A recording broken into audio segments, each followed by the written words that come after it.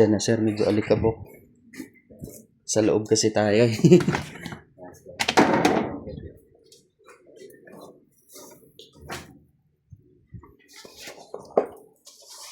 Tapos, Ba't hindi nasahin na? ah, Nasahin ninyo? opo. Ito, i-on lang natin siya dito.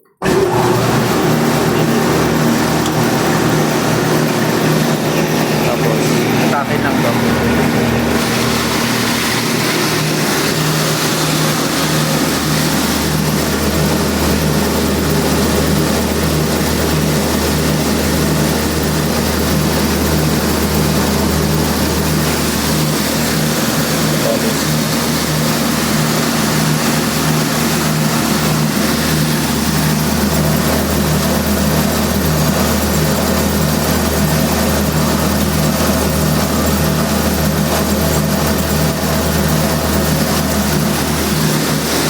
Tapos, i-ano lang natin sa ilagay sa 3 or 4.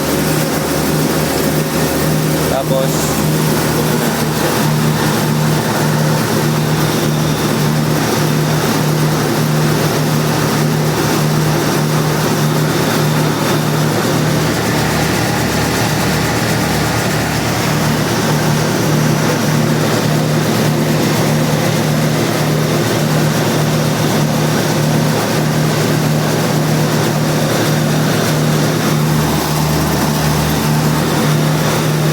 Ito naman yung dara.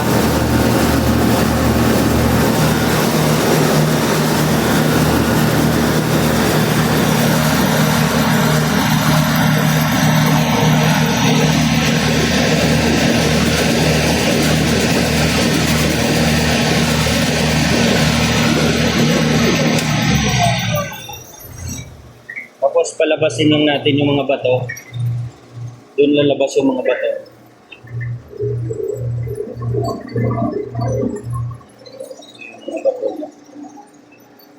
Yung mga bato. Dami, oh. Dami mga bato.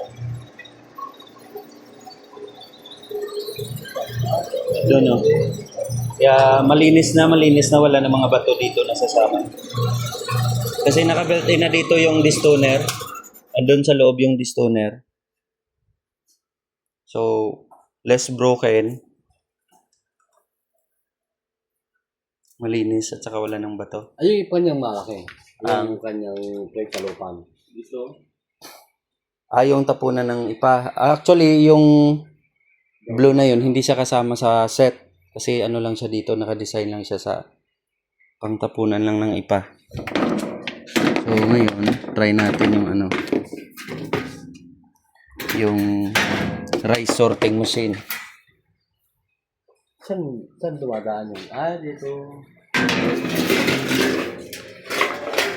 Ito naman yung rice sorting machine. Siya naman yung separator ng mga binlid. Kung gusto nyo i-separate,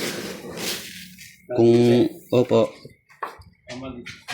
yung mga broken rice at saka yung binlid, ma-separate.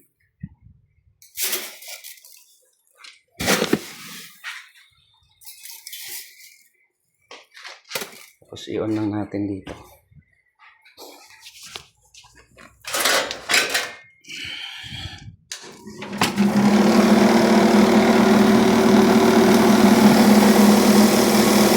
Pwede naman actually doon yun nilagay.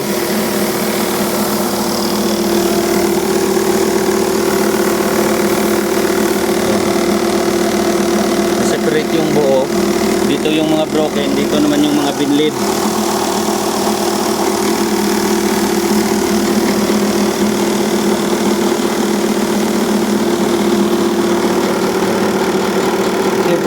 Opo.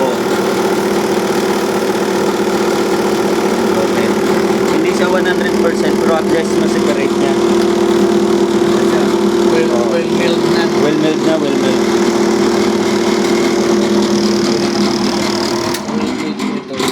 Halos na. At least may option kayo. Yung iba, pang option na lang. Kung gusto nila pang binta yung bigas, ginagamit nila to. Pero kung pang konsumo lang, hindi na nila ginagamit. Paggiling ng mga isa-isang sako, Mm. Yun ang pambenta. Dito yung pangbinta.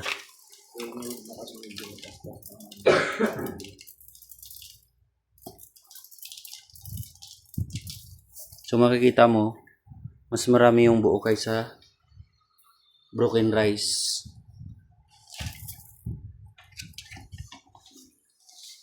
Ay, pag ito halimbawa, alam mo kano to?